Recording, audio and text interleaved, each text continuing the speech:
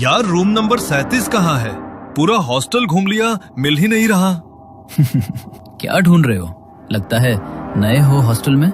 हाँ, आज ही आया हूँ। सब फ्लोर चेक कर लिए, 3rd, 2nd, लेकिन रूम 37 कहीं नहीं दिखा। ओह, वो रूम बंद है। उसे 4थे फ्लोर पर शिफ्ट किया गया है। ऊपर जाओ, वही मिलेगा। अच्छा, ठीक है, थैंक यू। वैसे एक बात बताऊं, तेरे रूममेट्स थोड़े टेढ़े हैं। रैगिंग से थोड़ा बचकर रहना। ओह, ओके। समीर उसकी बात सुनकर थोड़ा डर गया। पहली बार गांव से बाहर पढ़ने आया था। रैगिंग का नाम सुनते ही दिल में अजीब सी बेचैनी भर गई। वो अपने रूम में पहुंचा। अंदर कोई नहीं था। थका हुआ था, इसलिए बैग नीचे रखा और सीधा बेड पर लेट गया। कुछ देर बाद नींद में उसे लगा जैसे कोई हिला रहा हो, और तभी उसके चेहरे पर किसी ने ठंडा पानी फेंक दिया। वो चौंक कर उठ बैठा। अरे, हमारे आने से पहले सो भी गया तू? नया मुर्गा है और हमें सलाम किए बिना बेड पर चढ़ गया। वो जब आया तो कोई नहीं था। बहुत थक गया था इसलिए सो गया। सॉरी। अरे नहीं मुन्ना, सिर्फ सॉरी बोलने से कुछ नहीं होता। पैर छूकर माफी मांग और फिर बाहर जाकर मुर्गा बन, कुकड़ू कू कर सबके सामने। नहीं, प्लीज प्लीज मत करो ऐसा। मैं नहीं कर पाऊंगा। मैं हाथ जोड़ता हूँ, प्लीज मत कराओ ये सब। ओहो, शर्म आ रही है तो फिर एक और चैलेंज ले ले। डरपोक नहीं निकले तो इज्जत बच जाएगी। 3rd फ्लोर पर रूम नंबर 36 के पास एक पुराना कमरा है, बिना नंबर वाला। वही पुराना रूम 37। सुना है वहां एक लड़के ने सुसाइड किया था। उसकी आत्मा आज भी वहीं भटकती है। अगर हिम्मत है तो वहां जा। बस 10 मिनट रुक जा, अंदर कर लेगा? क्या? वहां जहां किसी ने सुसाइड किया था? नहीं यार, प्लीज। तो फिर बाहर जाकर मुर्गा बन जा। दोनों में से एक चुन, रूम या रैगिंग। अगर दोनों से मना किया तो कल सुबह तक तेरा नाम हॉस्टल से गायब होगा। ठीक है, जाऊंगा। अच्छा बच्चा, तो फिर रात के ठीक 12 बजे जाएगा, अभी नहीं। और हाँ सुन, ये ले रूम की चाबी। बिना चाबी के अंदर कैसे जाएगा? लेकिन अभी मत जाना। असली मजा तो तभी है जब घड़ी रात के ठीक 12 बजाए। समझ गया ना? विक्की और उसके दोस्त हर नए स्टूडेंट के साथ यही करते थे। रैगिंग के नाम पर इतना डराते कि कोई उनके खिलाफ बोलने की हिम्मत नहीं करता था। विक्की ने समीर के फोन में अपना नंबर सेव किया और जाते जाते उसे वो पुरानी रूम की चाबी पकड़ा दी। समय बीता। घड़ी की सुई धीरे धीरे 12 के पास पहुंचने लगी। समीर अपने बिस्तर पर बैठा कांप रहा था। दिल जोर से धड़क रहा था। फिर उसने एक गहरी सांस ली और नीचे 3rd फ्लोर की तरफ चल पड़ा। जैसे ही वो सीढ़ियों से नीचे पहुंचा, उसके फोन पर विक्की की वीडियो कॉल आने लगी। ना चाहते हुए भी समीर ने कॉल उठा ली। अरे वहीं क्या जम गया बे? चल आगे बढ़, दरवाजे तक जा और ताला खोल। हाँ, जा रहा हूँ। समीर ने फोन का बैक कैमरा ऑन किया, धीरे धीरे आगे बढ़ा और पुराने रूम नंबर 37 के सामने जाकर रुका। उसने चाबी ताले में डाली। धातु की चर चर आवाज पूरे कॉरिडोर में गूंज उठी। दरवाजा खुलते ही अंदर से सड़ांध की बदबू का झोंका आया। समीर ने कांपते हुए अपने फोन की टॉर्च ऑन की और तभी वीडियो कॉल अचानक कट हो गई। अरे, ये वीडियो कॉल तो कट हो गई। दोबारा करता हूँ, वरना ये सब बोलेंगे कि मैंने जानबूझकर वीडियो कॉल कट की और सबके सामने रैगिंग करेंगे मेरी। समीर ने उन्हें दोबारा से वीडियो कॉल की, लेकिन कॉल लग ही नहीं रही थी। तभी उसे कमरे में किसी की हलचल महसूस हुई, जैसे कोई अपने दबे हुए कदम बढ़ाते हुए उसी के पास आ रहा हो। कौन है? कौन है यहाँ? समीर के इतना पूछते ही वहां पर होने वाली कदमों की वह हलचल अचानक शांत हो गई। समीर को भी लगा शायद वो उसका वहम है, मगर तभी कमरे की खिड़की अचानक खुली और तेज आवाज के साथ बजने लगी। अचानक किसी ने पीछे से समीर का पैर पकड़ा और समीर मुंह के बल जमीन पर गिर पड़ा। उसके माथे से खून बह रहा था। वो घबराता हुआ जल्दी से उठा और दरवाजे की तरफ भागने लगा, पर जैसे ही उसने दरवाजा खोलने की कोशिश की तो दरवाजा मानो जाम हो गया। तभी समीर को अपनी गर्दन पर किसी की गर्म सांसें महसूस हुई। उसके कंधे पर किसी ने अपना हाथ रखा। समीर घबराकर जोर से चिल्लाया और उसने जैसे ही पीछे मुड़कर देखा तो जतिन और राकेश उसके पीछे खड़े थे और उसकी वीडियो बनाते हुए जोर जोर से हंस रहे थे। तू तू तू एक नंबर का फट्टू चंद निकला। देख तो इतना बड़ा होकर भी कैसे डर रहा है। तेरी तो हमने वीडियो बना ली है और अब तेरी ये वीडियो पूरा कॉलेज देखेगा। नहीं, प्लीज प्लीज ऐसा मत करना। देख, ऐसा तो होगा। अब रूल तो सबके लिए एक जैसा ही है ना। रैगिंग तो सब स्टूडेंट्स की होती है। तेरी नहीं हुई तो पुराने वालों के साथ अन्याय हो जाएगा। एक काम कर, इसके कपड़े भी उतार, उसकी भी वीडियो बनाएंगे, फिर असली वीडियो पब्लिश होगी। नहीं, प्लीज नहीं। वे दोनों जबरदस्ती समीर को उसके कपड़े उतारने के लिए परेशान करने लगे, मगर समीर ने उन्हें धक्का देकर वहां से भागकर रूम में जाकर बैठ गया। रूम में विक्की था। उसे देखकर विक्की गुस्से से भर गया। तू भागकर ऊपर आ गया। हमारी एक बात ना मानने का अंजाम तुझे पता है।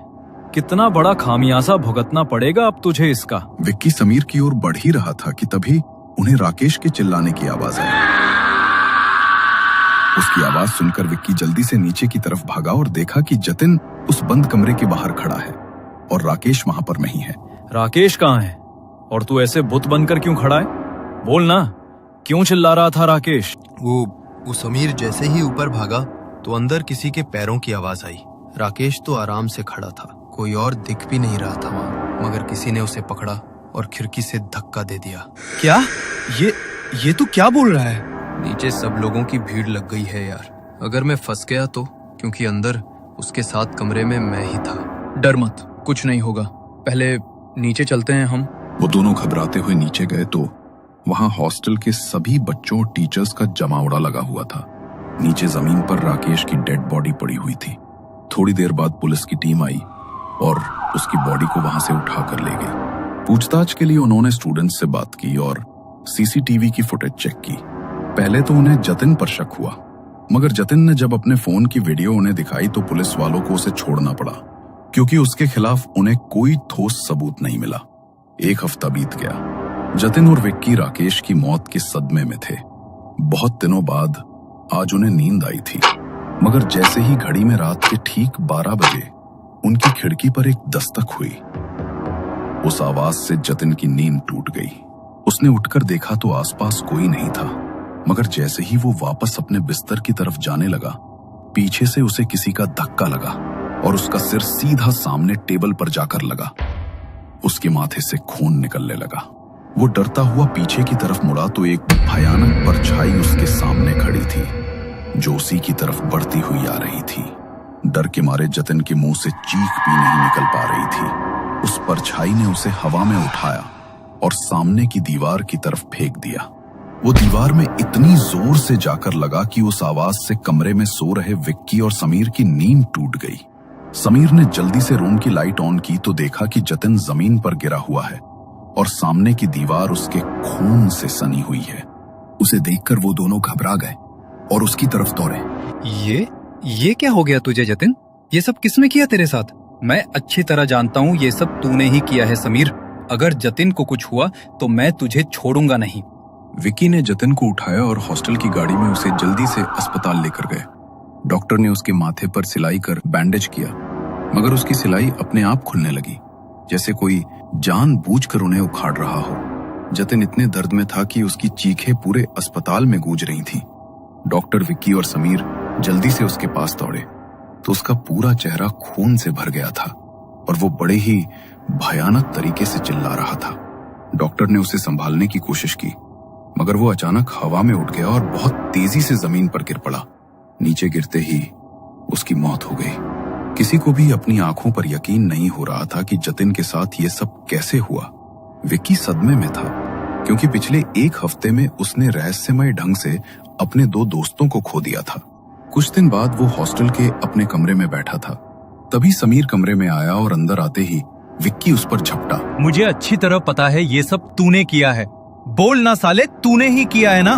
तू यहाँ आया है तभी से ये सब हो रहा है। मेरे 2 दोस्त मारे गए, मैं तुझे छोड़ूंगा नहीं, मार डालूंगा मैं तुझे। विक्की ने दोनों हाथों से समीर की गर्दन दबानी शुरू कर दी, मगर समीर के चेहरे के भाव देखकर विक्की का दिल बैठ गया, क्योंकि समीर के चेहरे पर एक भयानक मुस्कान थी और उसकी आंखों से खून टपक रहा था। डर के मारे समीर की गर्दन से विक्की के हाथ की पकड़ छूट गई और वो अपने कदम पीछे हटाने लगा।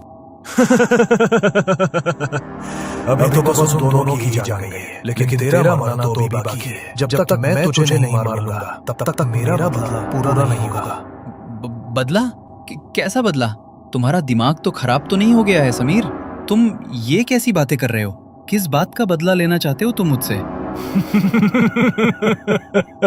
बदला याद करो 11 सितंबर की रात तुमने क्या किया था? भूल गए हो? या मैं याद दिला दूं? समीर ने जैसे ही 11 सितंबर का नाम लिया तो विकी की आंखों के सामने मानो एक फ्लैशबैक चल पड़ा। तुम लोग प्लीज मुझे परेशान करना बंद कर दो, मेरी वो वीडियो डिलीट कर दो, वरना मैं इस खिड़की से कूद जाऊंगा। अरे तो कूद जाना, तेरे कूदने से हमें क्या मतलब? तू चाहे जी या मर, इससे हमें कोई लेना देना नहीं है। वीडियो तो डिलीट नहीं करेंगे, कूदना है तो कूद जा। नवीन खिड़की के पास खड़ा था।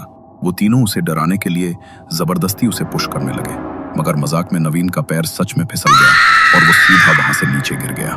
गिरते ही मौके पर उसकी मौत हो गई और वो तीनों वहां से भाग गए। नवीन का उसके बड़े भाई समीर के अलावा इस दुनिया में कोई नहीं था। जब उसके भाई को ये बात पता लगी तो वो बुरी तरह टूट गया। नवीन बहुत बार अपने भाई को उन तीनों के बारे में बताता था। समीर उसे वहां से वापस लाना ही चाहता था, मगर इससे पहले वो उसे वहां से लेकर आता, उससे पहले ही वो चल बसा। तू चिंता मत कर मेरे भाई, तेरा बदला तो मैं लेकर ही रहूंगा। मैं अच्छी तरह जानता हूँ उन तीनों ने ही तेरे साथ ये सब किया है, मैं उन्हें छोड़ूंगा नहीं। समीर ने अपने आंसू पोंछे और एक पुराने बुक स्टोर से वो किताब लेकर आया।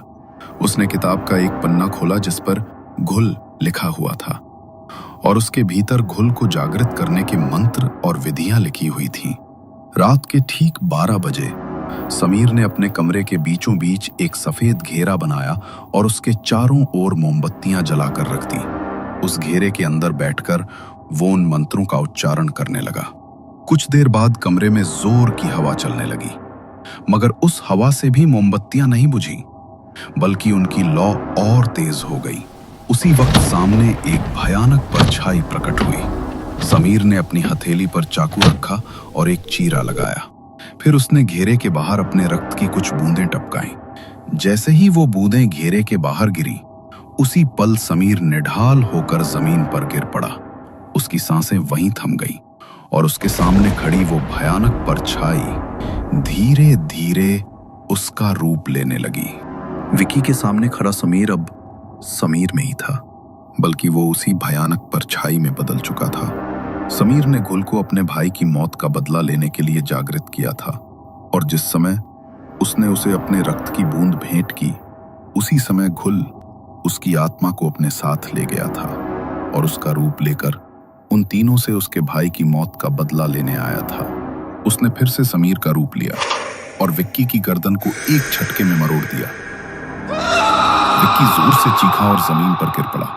राकेश और जतिन के बाद आज विक्की भी जा चुका था और घुल से किया हुआ समीर का सौदा भी अब पूरा हो गया था।